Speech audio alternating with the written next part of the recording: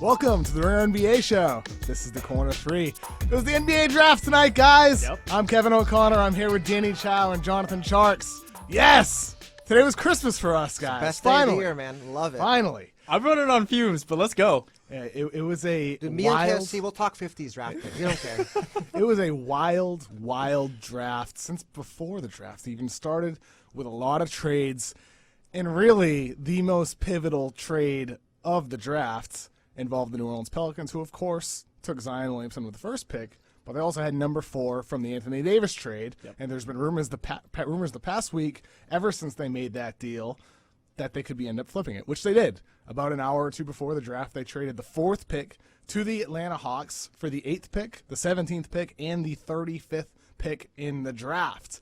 And that was sort of the defining trade of the draft. So we'll start there with the Atlanta Hawks or the New Orleans Pelicans. Take your pick. Where do we want to start here, Danny? Pelicans or Hawks? I mean, I guess we should start with the Pelicans. They are the we're- story of the draft. We're in the right? Zion business, so let's start Yeah. with the Pelicans. All right, so let's start with the Pelicans then. Of course, they took Zion Williamson, number 1. We've talked about him a ton, and it goes without saying, a multi-positional defender, a guy who's going to throw down lobs, be on highlight reels all the time. But building the roster around him was David Griffin's priority here. And in trading down, they took Jackson Hayes with the 8th pick and Nickeil Alexander-Walker with the 17th pick. Danny, with both of these picks, it does seem like they are building what is going to continue to be, along with the guys they got in the Anthony Davis trade, Lonzo, Brandon Ingram, a high-tempo, fast-paced, multiple ball handler offense. Fast. They got a shooter. They got an explosive, lob target. Yeah, this team is going to be blazing up and down the court. And it's going to be interesting because Hayes and Zion, if you're seeing them playing, major minutes together, that's a freakishly athletic I mean, that has to front be court. the fastest bigs in the league, right? Yeah. I mean, just like those are 2 young guys who can run and jump all day. And with Alvin Gentry's system, it's going to be playing the 120s probably, like however fast they can go. Yeah, it's interesting with this team. It's like Jackson Hayes fits more of the quote-unquote traditional rim protector role, right? Yeah. Like, I think that's fair to say with him. So you're putting him next to Zion, who seems like to be more of the versatile, off-ball, weak-side helper guy. So it's like Hayes is not ready to be like a prime, star rim protector as a rookie. He's going to take a long time. Do you think to he'll develop. start? Right now, I guess he would, but maybe they'll sign someone. Yeah, I mean, like he's probably the guy you want to start long term. But this team, like, I'm curious what they're building here. How many of these guys are going to be sticking long term with what the haul that they got with Josh Hart, Brandon Ingram, and Lonzo Ball, or is this really David Griffin just getting as much of a collection of young, talented players as he can, and then seeing what sticks? I mean, just basing off how many picks they got for the number 4, it might be the latter. And I think we still have to see if they do anything with Drew Holiday. But just looking at the picks that they got and looking at the haul that they got from Anthony Davis, they have a pretty big, backcourt. Everyone there is, at least 6'4". Like, Drew Holiday It's a huge team. Yeah, it's a huge team. 6'6", Ingram 6'9". All of their point guards are at least 6'4" and 6'5". Yeah, and then each one more. Mm-hmm. The question is, with their main young guys, do they have enough shooting? Lonzo, Zion, Ingram, Hayes. None of them is really a knockdown shooter. Can one of those 4 guys stretch his game out and become that to space the floor? I think the answer is no right now. Yeah. But I think that's sort of where I land with this. It's like they are just like accumulating talent, and over time, like they're going to find out who are the guys that they perceive as keepers, guys that are going to be part of the foundation of this team, and who are the guys that are going to be assets that you flip in trades in the future. Who are the guys that you're just going to let walk at some point, maybe when they become too expensive? Because for David Griffin, it's pretty clear to me, at least this team has really, really high defensive potential long term. Like this Yeah, team, for sure. even right now, with all the youth that they have, it feels like they could be at least middle of the pack on the defensive end of the floor. I mean, Lonzo and Drew at the top for sure. Absolutely. And I mean, Hayes, he has a long way to go. With his defensive awareness, he's a raw player. But let's talk about him specifically for a minute. He was sort of a riser. He was not a guy expected to be a lottery pick heading into the season. He, mid first round pick, hype during the year. Tjarks, you saw him at Texas. You're a Texas guy. Hey, we got a lot of Texas bigs in this NBA now. Yeah, man. we get quite a few. What is it about Hayes' game that made him end up being the 8th pick in the draft? I mean, he's your basic pick and roll center. He's really fast. He can jump really high. He can catch a lot of lobs. He might be able to switch eventually on the pick and roll on perimeter on defense. He's just super raw right now. I mean, he's just a raw athlete who's going to run and jump up and down the floor. And he played football in high school until he got too He's tall. from Texas, man. He Gotta do it. He had a large growth spurt. 11 inches. Yep. That's crazy. And he played until his senior year of high school. So for him, right now at only 19 years old, basketball has not been a full-time sport for him until 2 years ago when he was a senior in high school. So with him, it's like some of those football skills you can see translating to the basketball court with the lobs that he catches either on high passes, bounce passes down low. His feet, he has really good soft hands, which are going to help him finish, which is nice because in this offense, like they might lack shooting, like you said, but what they do have is passing across the board. Yeah. And with Nickeil Alexander-Walker, he's another guy that they added with that 17th pick who is not a primary ball handler, but he's another one of those guys that can make smart decisions off the dribble. And maybe he's the one shooter that you can feel really confident in on that roster, as well as maybe a bit of a switchable defender. So I think for David Griffin here, it's quite clear to me with what he's building. He's going for a team that can play with pace, a team with multiple ball handlers, but also it's like for him, like, dude, this guy's playing 2K right here. Like all the assets he has, he can do anything he wants. It really feels like a kind of Hinkie-esque performance. It's like a reverse Hinkie because they're not like tanking, but they're still getting the draft picks. Exactly. and like everything that he's done and everything that you've talked about, like how much they've accumulated these talents and how they all kind of fit into certain pockets in their team, it reminds me of like Hinkie's buzzword a few years ago, optionality. Like he has a bunch of options and he's just kind of going to lay them out and see what actually works around Zion. Yeah, I mean, you don't forget Josh Hart. I mean, that's another guy who can shoot the ball and play off Zion. All the rest of these guys, they've got a fun team, man. Do they have the brightest future in basketball right now? It's them or the team that they traded with, maybe. I think so, just because how much I like Zion. I'll say yes, Yeah. because of just Zion's upside. But there's some other good, fun young teams out there. The other team that could have the brightest future here in the NBA is the Atlanta Hawks, the team that they traded with. They took DeAndre Hunter, a forward from Virginia with the 4th pick, and then with the 10th pick, they took Cam Reddish, and that was the pick that they ended up getting in return for Luka Doncic last year when they acquired Trae Young. So what the Atlanta Hawks seem to be building is like they added 2 versatile forwards to add defensive support for Trae Young, who's going to need it. I mean, look at their size and their wings. Yeah. Herter, what, 6'8"? 6'7". 6'7", 6'8". Reddish, 6'8", 6'9". Hunter, 6'8", 6'9".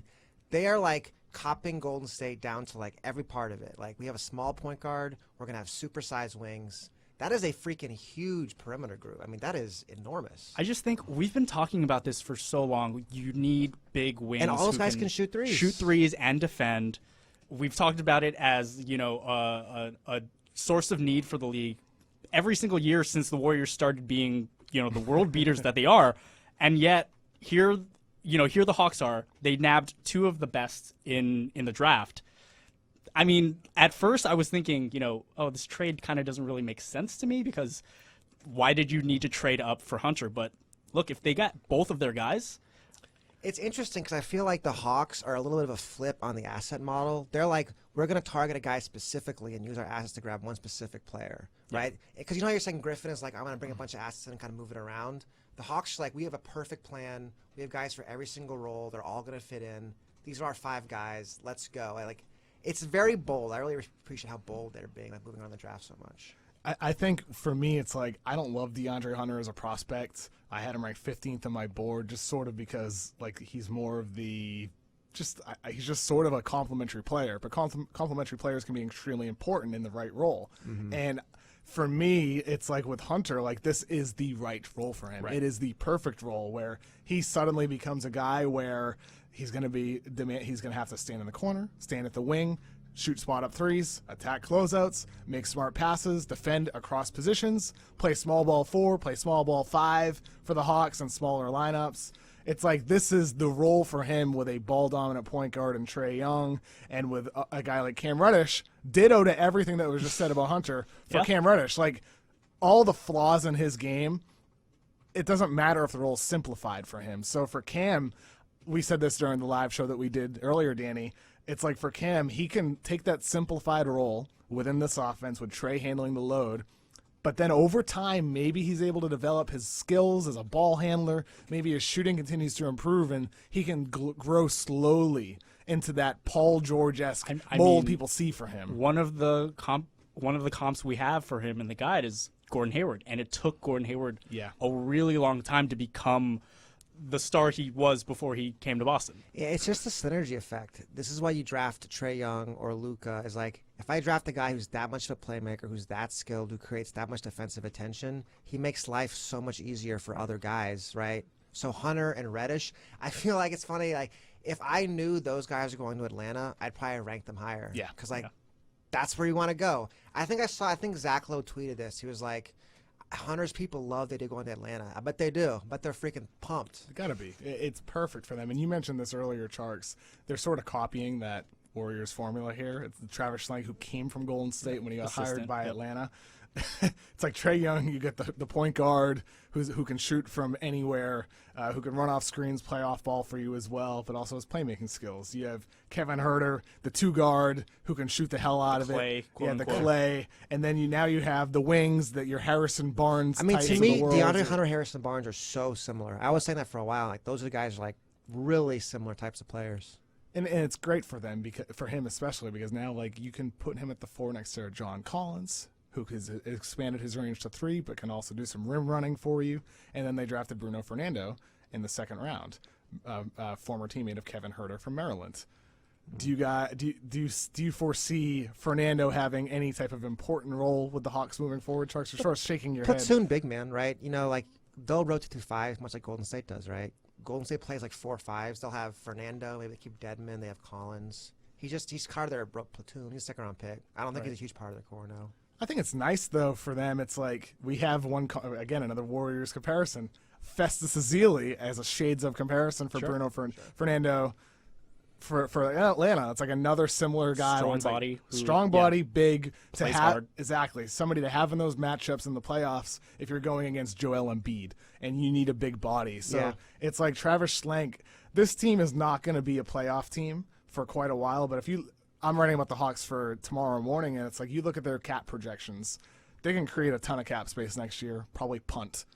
But for 2021 or 2022, maybe by that point when Trae Young is just entering his prime, right before he hits restricted free agency, when Kevin Huerter is entering his prime, right before restricted free agency. Danny's loving the idea of Huerter as a draw in free agency. You're just like, this is like making him so happy right now. My grin is just like, it's like the Grinch grin. It's like all the way over. Yeah. We should put that in slow motion right there. 2021, who's the biggest draw there? Giannis Antetokounmpo. So shades of the Warriors. And So that's their KD. Yeah. There you go. Yeah. I think to me for Atlanta, the guy now is John Collins. Like, how good can he be? Can he be the Draymond? Can he be a great playmaker, great defensive player? That's like now the piece that determines their ceiling is Collins.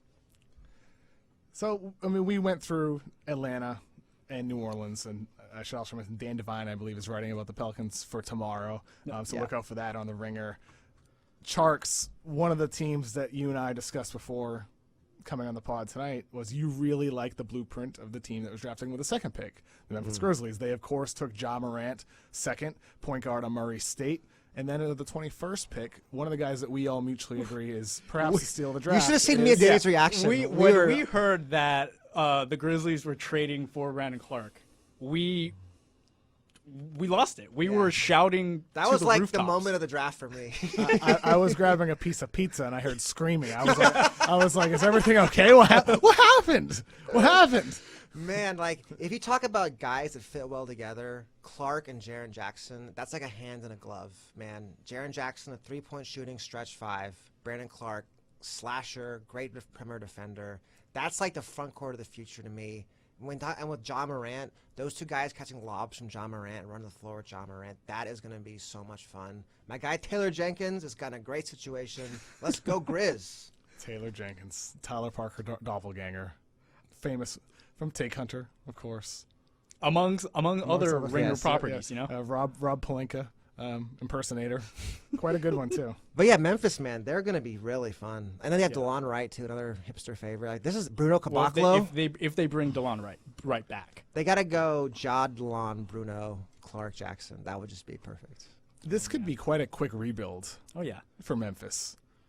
And it's interesting because this is a team that isn't quite recognizable from what they've been for the past decade and a half. Grit and grind is gone. Grit and grind is They've caught gone. up. They've modernized for sure. It's really incredible, and to think that they've built around some of the hardest, like, I don't know, like the hardest types of players to find in the NBA. Like Jaren Jackson Jr. is just not the type of player you can find every day. Yeah. A really good three-point shooter, a really good rim protector. Once you have that as like a foundation, it's so much easier to build around everything else. Especially with Ja Morant, with the second pick.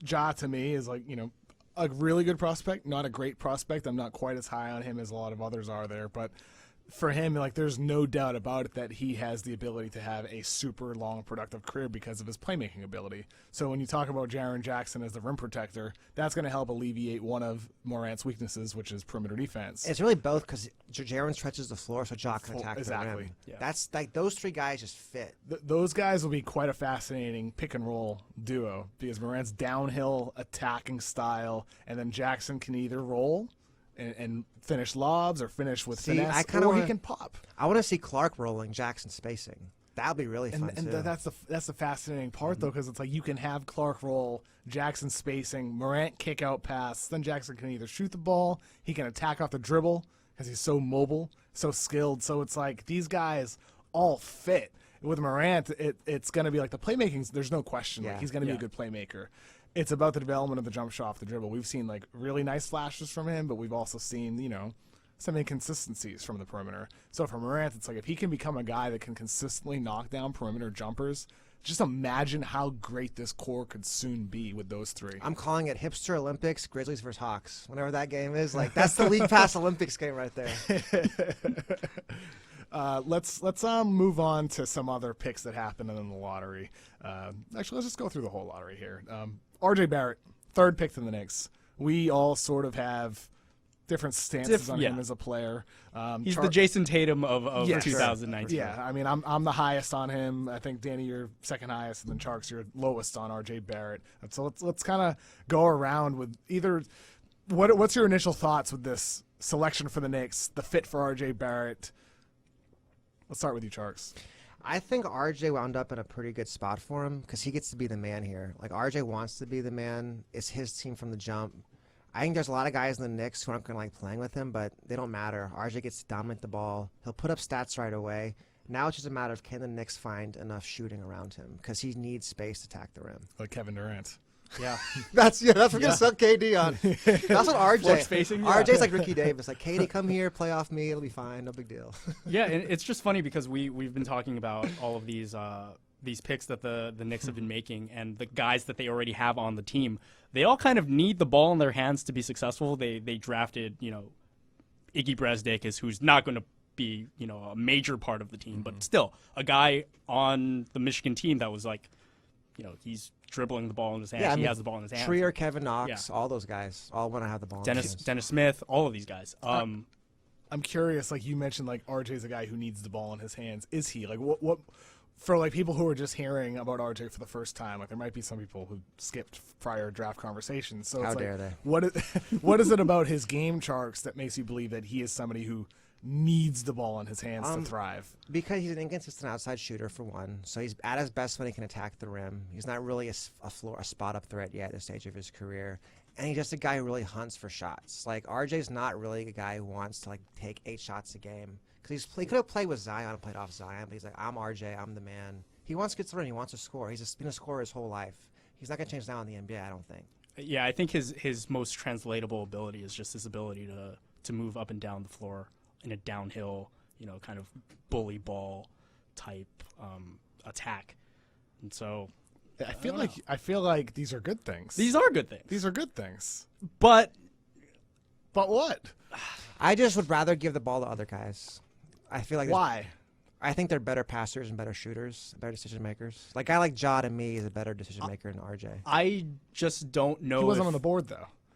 Yeah, we're talking in general now. I mean, I think it's a fine pick for where they were. I just don't think it'll be a great team. That's all. So you would. So in other words, I would trade if down. you're the Knicks, you would trade down. And Which take Kobe White. for what it's worth, like immediately after the lottery, that was like one of my thoughts with this draft. Which, by the way, we should talk Trade about down. trading down. Yeah, That's becoming more trade popular. Down. The trade down that's been happening 3 years in a row now. And with the Knicks, I was thinking, and with the Grizzlies for that matter, I was like, well, maybe you can try to trade down here and get more value, more draft capital that you can use either in the future or just get 2 guys in this particular draft. And with RJ, I wouldn't have disagreed with it, but I do think I really do. We've been through this before, but I really think like he's a better playmaker than he's getting credit for. Mm-hmm. I think with RJ, he showed progress over the course of the season. He did do that. And I think for Team Canada, he showed great potential on that roster as well. So it's like with RJ Barrett, I look at him like just turned 19 years old, is somebody who like his whole life has been a scorer, like you said, Tjarks.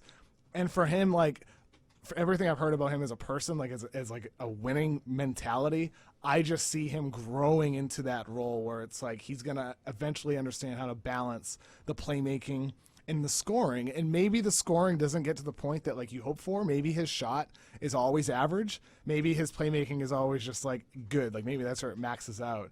But to me, I still think like that's a really good player with his defensive versatility that can manifest as he develops over time, with the playmaking and size at 6'7", and then with the scoring ability, downhill and transition, pick and roll. Maybe he'll be like a slightly better version of DeMar DeRozan. And to me, like, great. Like, that's totally cool, especially in this year's draft class where there's just not a lot of guys. Yeah, sure. There's not a lot of guys that have that upside to be an all-NBA type of guy. I will say that's sort of where I'm at with RJ.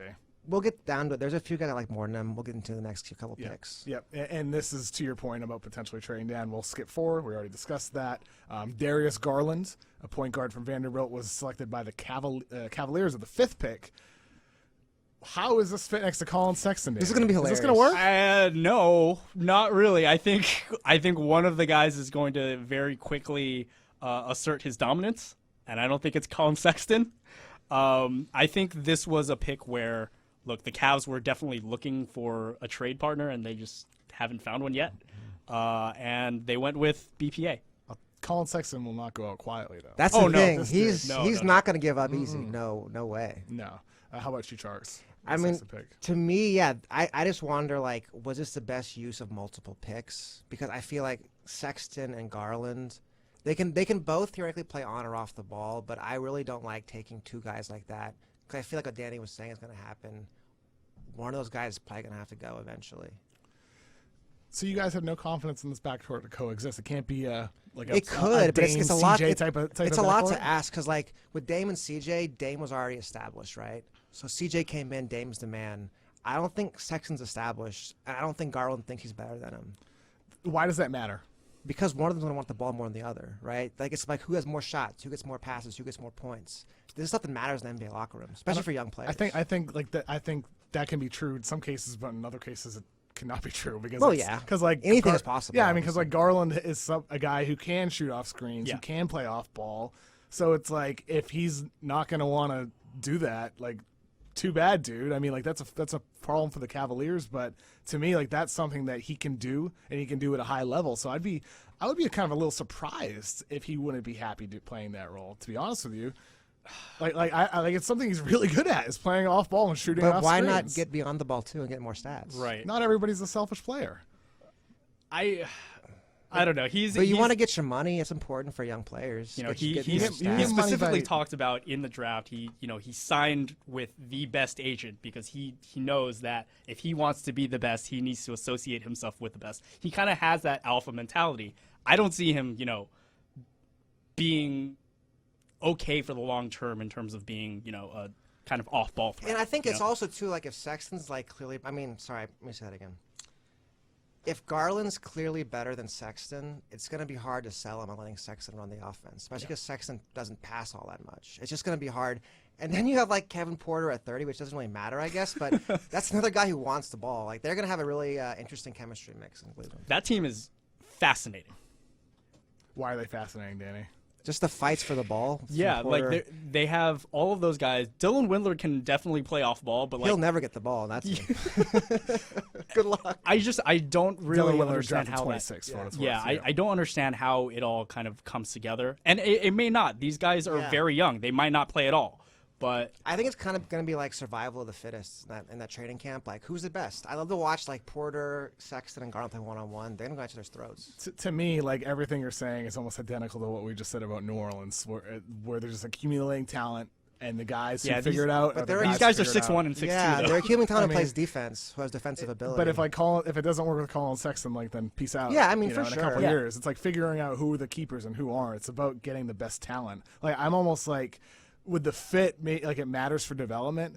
But I don't think it's a bad thing for Garland to play off ball. I don't think it's a bad thing for Sexton. Well, to see, play I off think ball. that's why I just love what Atlanta's doing, because I feel like they're maximizing every pick by drafting guys who complement each other, and I think that has like synergy off the court too, because I think it builds chemistry with the young guys, because we all have our own lanes. You know fill, your role. right? You know your lane. It's less like, I don't know.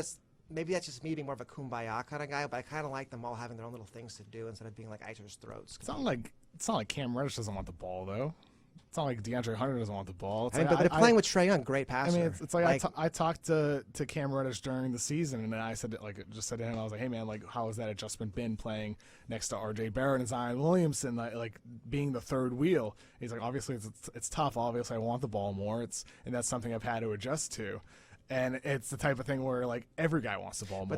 Every guy wants touches. That's the knock on Garland and Sexton in comparison to Trae Young. Trae Young is like, he's a good enough passer, he can keep everybody happy theoretically. Whereas Garland and Sexton, the big concern is, will guys want to play with them if they're not passing the ball?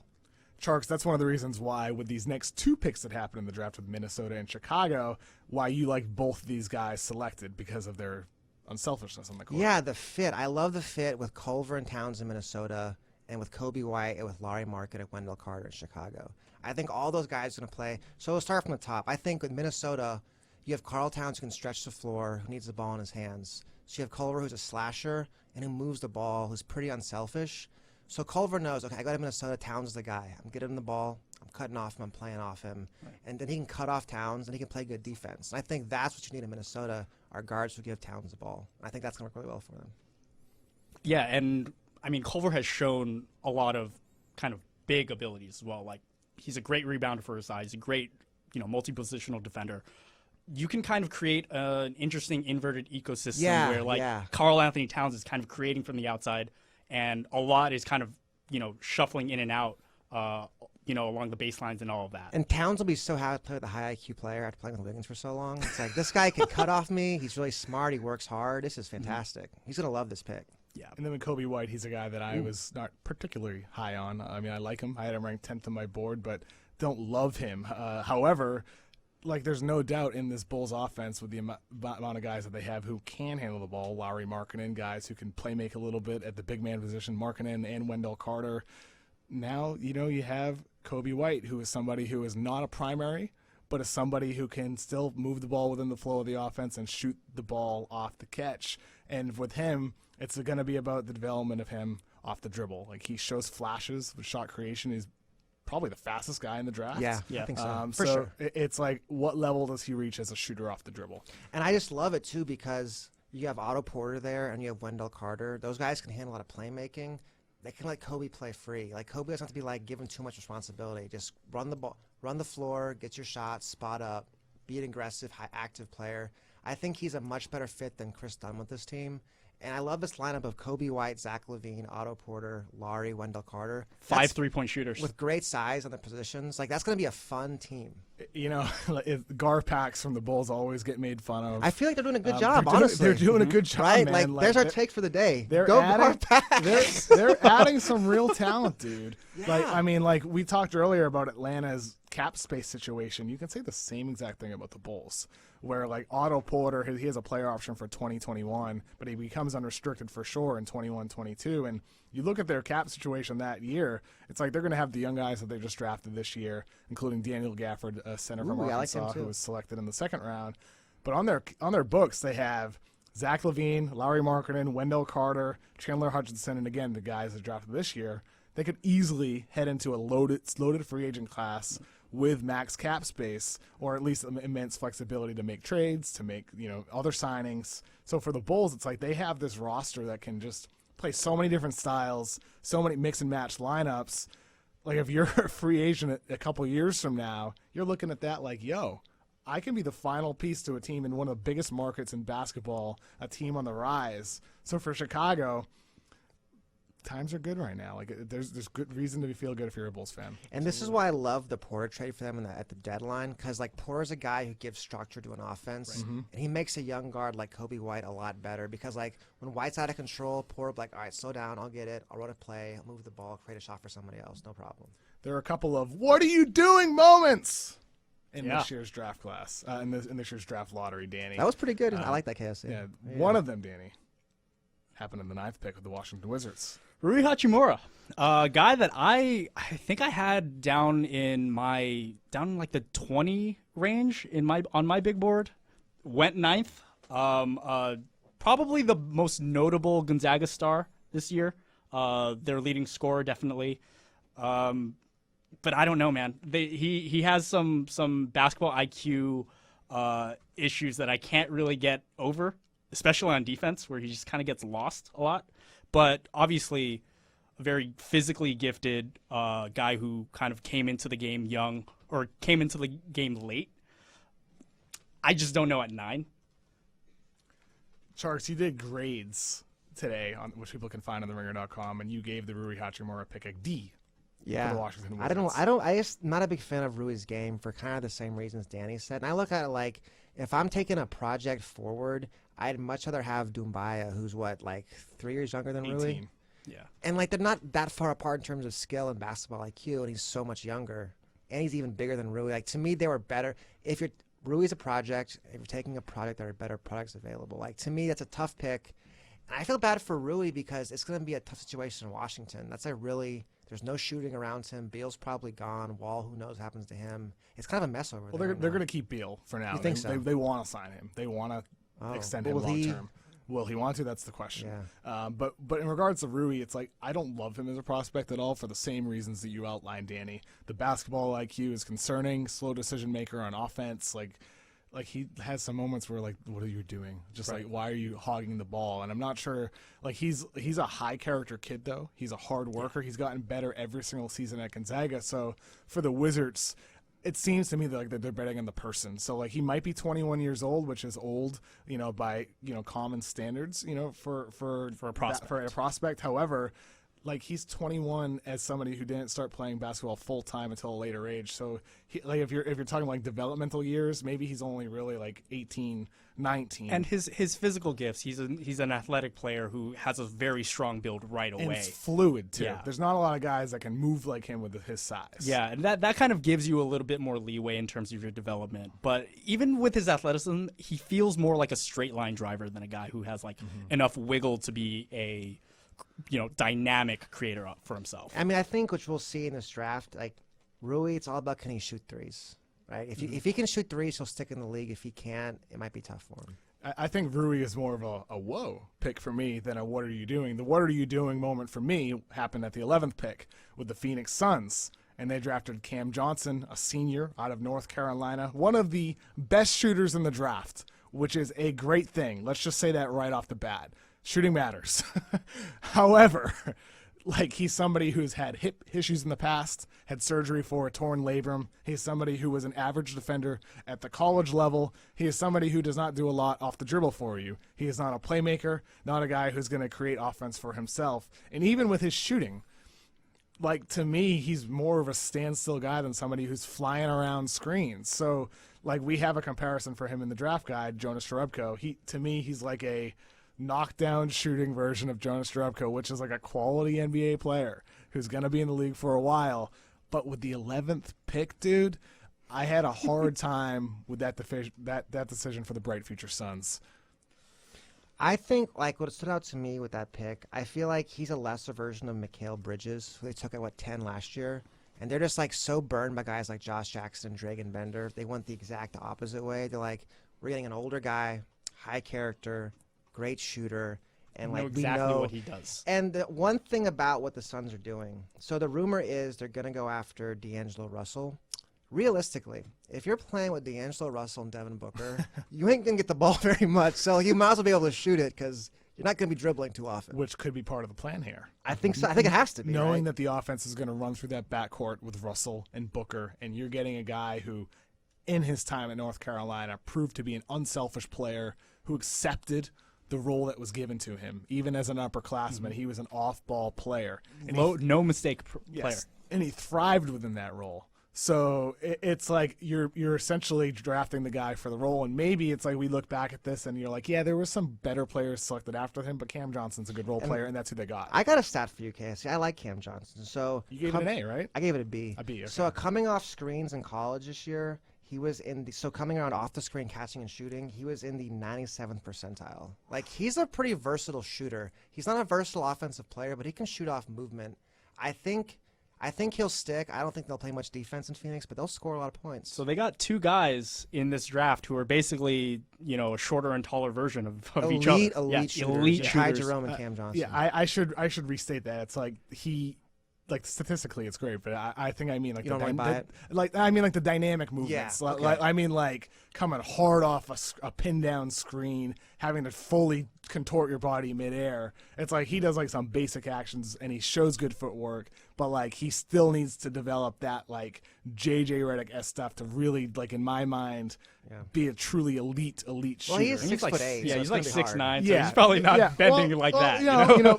There's taller guys can do some Okay, so crazy stuff. I'm off the curious, catch. KOC, would you rather have him or Dylan Windler if you're picking guys? as a shooter? We're talking like at the 11th pick. I guess in general, I mean, maybe. I had Windler ranked like 26th and Cam I think 27th. So like, yeah, they're, like, for right you, next to it's each the other. value, right? That's what Yeah, it's the value, exactly. It's like I don't have an issue with the pick. Yeah, I had Dylan Windler 26th and Johnson I had 29 for. I think for Johnson, value, yeah. I feel like he just barely crosses that threshold of average defense. With Windler, I don't see him really hanging defensively. Johnson would be a great defender, but I think he can do just enough to stay on the floor, and that's really his upside. Speaking about defense, with the 12th pick, the Hornets took P.J. Washington, a guy who projects as a mobile defender at the big man position. I think we all like that pick, right? We all like that. Yeah. With P.J. Washington to the Hornets, do they finally have a good big man? I mean, it's interesting because last year they took Miles Bridges, who kind of feels like a PJ Washington, a guy who kind of fell through the cracks a little bit in terms of hype. College sophomore, right? Yeah. High, big program. But like it was a productive guy and looks to be, a productive NBA player. So I think it's a very kind of safe Charlotte-esque pick. You know what's sad? Like, I would love to see PJ at the 5, Miles at the 4. But I feel like in Charlotte it'll be him at the 3, Miles at the 2. And they'll play like Kaminsky and Zeller and Biyombo or whoever else I have on that roster anymore. I don't even know. But I like those two guys. And the ghosts of Kemba. I think that's the thing with PJ and Miles. They both need a really good point guard. So if Kemba stays, it'll be a great pick. If Kemba leaves, they could be in trouble because they don't really have a good passer giving open shots. They could be in trouble with Kemba with Yeah. that salary. Yeah. For sure. I mean for like PJ's career, kind of. If Kemba Oh, yeah. leaves, it'll be harder for him. Obvious. I guess that's obvious. No doubt about it. I think with PJ, nice part of it is like he can, he's not a guy who creates for himself, but he can at least pass. He Yeah, can do he's some a things. smart player. He can play within the offense. And let's move on to the rest of the draft. And so what we're going to do the rest of the way is we're going to each pick a steal from each range. We're going to go from the teens, the 20s, and then the second round. We're each going to do a steal. And we'll go in order with the guys that we selected. So I'll kick this off with Chuma Okeke, a sophomore from Auburn, who was selected by the Orlando Magic with the 16th pick. Okeke is somebody who, in college, tore his ACL to finish the season during the tournament. Unfortunate for him, obviously, he'll miss part of the NBA season as a rookie, but like P.J. Washington, another guy who can switch, defend multiple positions at 6'8" with a 7-foot wingspan, a good passer, a guy who can space the floor from three, at least at an above-average level. So for Orlando, they're adding another guy to their lump of long, switchable defenders who can, switch screens, who can space the floor, make smart plays on offense. He's sort of like a guy that you really loved in the draft, Jonathan Isaac. Yeah. A guy who can do a bunch of different things for you. The nice thing is Okeke's not a theoretical shooter. Like, he actually is a really good shooter. And he took a solid amount of attempts per game at Auburn, I believe, right? It feels like a pick. 142 attempts this past season and shot 39%. Orlando, like, they got to the playoffs this year. They're feeling better about themselves. Like, we're going to think long-term, not pick for need, and draft the guy we like. It's a nice change of pace for Orlando. Right. For what it's worth, over 2 seasons at Auburn, shot 39% on 229 attempts. However, did shoot only 70.3% from the free throw line. Still pretty For what it's good. worth. Moving on. So next steal, Chau. Yeah, I like the pick that came right after Chuma. I liked the Pelicans pick of Nickeil Alexander-Walker. I think he could have definitely been a lottery pick. Checks out a lot of the boxes that I typically look for in an NBA prospect. Big size for his position, can shoot the three, doesn't really have any single glaring weakness. I like high floor guys, and I think this guy is going to stick around in the league, whether it's with the Pelicans or some other team, because I think he fits the mold of what you want out of a 1 or 2 in the NBA at this point. Who do you have, Tjarks?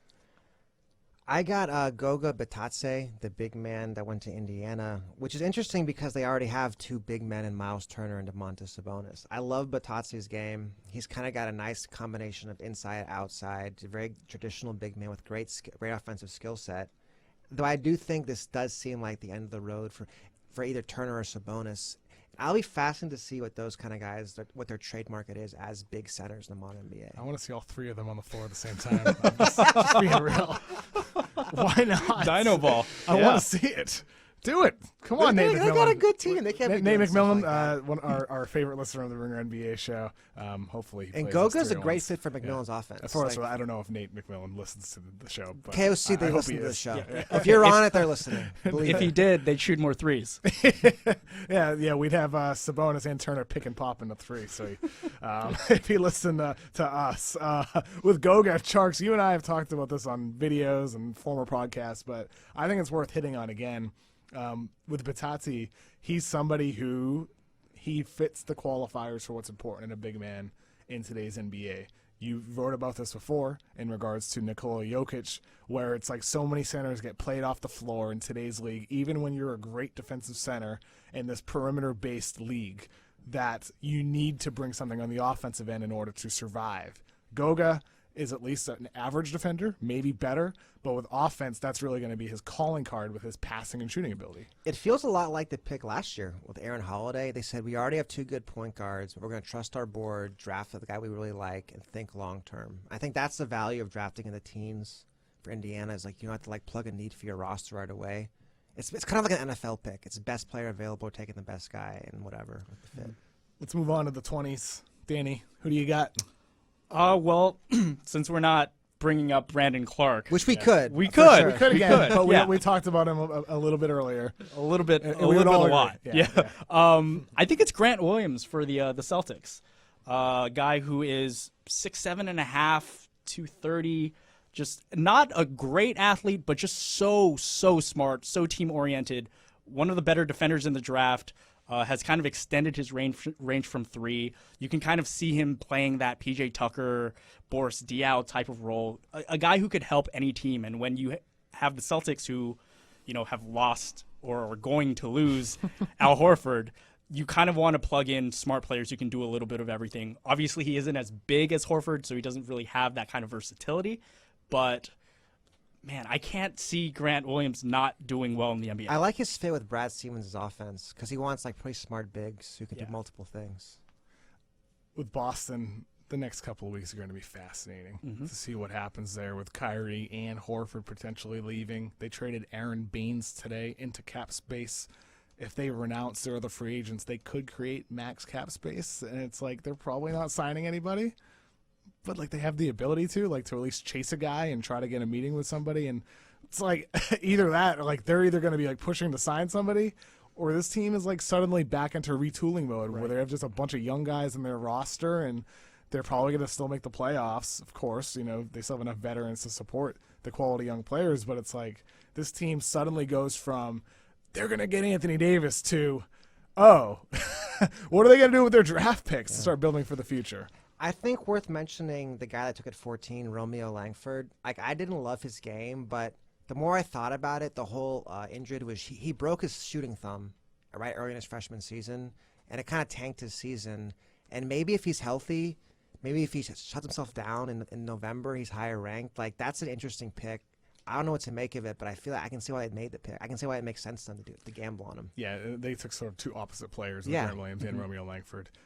Next up for me, I got Dylan Windler from Belmont. We alluded to him earlier. Knockdown shooter, a guy who can make plays off the dribble for you, not just someone who's a spot-up player. He can make plays off the dribble too. Hit a step back in the NCAA yeah. tournament. That looked great. He can hit some filthy shots off the dribble. Defense will be the question. He at least plays hard, tries hard on the defensive end of the floor, can rebound and pass as well. Like, he just checks a lot of boxes. A good athlete as well. Just a smart player, a good athlete, somebody who I think can fill a role for the Cavaliers, especially next to other primary ball handlers for them. Tjarks, I know one of your favorite sleepers in the draft, ended up rising all the way to the first round. I was worried my guy Jordan Poole from Michigan wouldn't get drafted, but he wasn't even in the mock drafts for a while, in the top 60 mock drafts. He went 28 to Golden State. I love this pick. I think Jordan Poole, to me, of all the shooters who got drafted in the first round, like guys like Jerome, Cam Johnson, Windler, I think Poole's the most well-rounded offensively of all of them. He can handle the ball pretty well. He was stuck in a small role in Michigan, but I saw him make some pretty good passes off the dribble. To me, he's a three-dimensional offensive player. He'll go to Golden State. He can play off Steph and Draymond. I bet he plays right away. I bet he's pretty good. I love this pick. Yeah, I don't love him as a player. Like, I want to see that ball handling, playmaking skill develop a bit more. But like, it's there long term, and maybe at Golden State where you have to play that way in order to get on the court. Maybe that can manifest for him in that situation. I mean, without Clay there's minutes to be had at the two guard. That's for sure. A lot of developmental minutes for him. Let's move on to the second round. We'll each hit one guy here that we would qualify as steal of the second round. Tjarks, you're going to lead with a guy who was the first pick in the second round. Oh, I love this. I love Nick Claxton. I can't believe he fell this far. This was a fantastic pick by the Nets. My only concern, I was telling Danny, it sounds ridiculous, but like I like Jared Allen too, and I worry they take a better player than Jared Allen. And like Nick Claxton to take his job eventually. And Claxton, for what it's worth, is somebody who handled the offense this past season. So we're talking about bigs who are really like skilled players. Like, this is a big man who can handle and like truly not a great unique, shooter, unique skills, unique situation. He's got a legitimate perimeter offensive game at 6'11", which is just so rare. I don't know how he went to the second round. Honestly, I'm kind of surprised he fell this far. He's a guy who could end up being just like a rotational big man, but there's a path for him to becoming like one of the better big men in the league who ends up being a steal. And Danny, you also have a guy who is very raw right now. Super raw. But is somebody who you can see projectable skills to becoming a good long-term pro. Absolutely. Taylor Horton-Tucker to the Lakers with the 46th pick, I believe. A clutch client. Client. It pays to go with clutch people. There it is, man. Doing favors, baby. 6'4", 7'1" wingspan, just a freak, size, just a freak wingspan for a guy his size. He has the body type of a PJ Tucker, of an Eric Gordon, kind of like this bowling ball type player. His skills are kind of a hodgepodge. He kind of has a little bit of everything. Showed no consistency at Iowa State, but he is one of the two youngest players in this draft. I love the gamble that they took on him because I think his career can develop in many different ways, especially playing with two of the best players in the NBA. He's playing with LeBron James and Anthony Davis. Yeah. Like, that's not a bad spot to be in. Yeah, it's great for him. Can develop a little bit slowly playing in the G League, occasional spot minutes. And they'll eventually need him to play because they're so capped out. Oh, yeah. Yeah, they do. For me, I have a guy who is a bit more ahead in his development, Terrence Mann, a senior forward / wing from Florida State, also grew up in Massachusetts. We've been I friended him on Facebook when he was a high school recruit. Yes. Look at that eye for talent, I'm man. just saying. I mean, I thought he might be a one and done potentially. He was not a one and done. He spent 4 years at Florida State, but in his time there, he proved to be a guy who, he can be a glue guy for your roster. He's somebody who can defend multiple positions. He's a good passer. Even as a senior, he began to handle the ball a lot more, bringing the ball up and initiating offense. And that won't be his role in the NBA, but he at least showed the ability to handle the ball and make smart decisions. So I think for him, he fits a lot of the criteria and what you need for guys that can survive deep into the playoffs. You can't just shoot. You can't just handle. You can't just defend. He's somebody who can do all of those things at least an average or above average level. And if those skills can become good long term, like he's gonna be somebody who is an important rotational player. So Terrence Mann. My favorite Terrence Mann's from the tournament. So he guarded Ja Morant in round 2 and Brandon Clark in round 3. Like that's defensive versatility. Yeah. 2 top 20 picks. And he gave Ja Morant a ton of trouble on defense. And we didn't even state that he's going straight to a team that was in the playoffs this past season and likely could be again the Los Angeles Clippers. So for Terrence Mann, he's somebody that maybe as a young player is one of those guys who can earn minutes. Yeah. You look surprised by something, Tjarks. I saw Kyle Guy got drafted. Who got drafted? Kyle Guy. Kyle Guy. With 55 to the Knicks. 55 to the Knicks.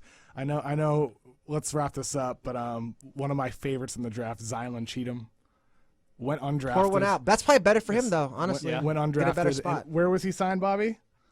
New Orleans. And Cheatham was signed by the Pelicans, the team we led the show with. There you go. So David Griffin, to me, like he sort of ran the night. He drafted Alan Smileygeach in the second round, knowing that Golden State has been scouting that dude since he was like 16 or 17 years old. Tried to hide him in the G League unsuccessfully, clearly. Drafted him. It was so obvious, though. Like they did nothing good drafted him, then traded him to Golden State. David Griffin is probably the winner of the night, winner of the offseason so far. Already making a name for himself with the New Orleans Pelicans with just an unbelievably young, talented, appealing roster in the Pelicans. Hats off. What a time to be a Pelicans fan, despite trading your star player. Way to book in that podcast. So you're going to land that plane. Nice. Guys, it's been great talking draft with you guys all year. And like it's really cool that we're able to do this in person right now. Yeah. Only the second time this season, right? Yeah. We did a couple weeks ago, post-lottery, right? I think. Yeah. Whatever it was. I don't know. It all blends together. But I'm sure we'll talk more young players, prospects following Summer League when we see these guys and see who stinks, see who thrives. See who stinks. That's exactly. That's what we were there for. Yeah. We're here to hate. We're here to hate real hard. I'm looking forward to that, guys. Thanks, Danny. Thanks, John. Yeah, thanks, Thank you. Kevin. It's been a great year. It's been really fun.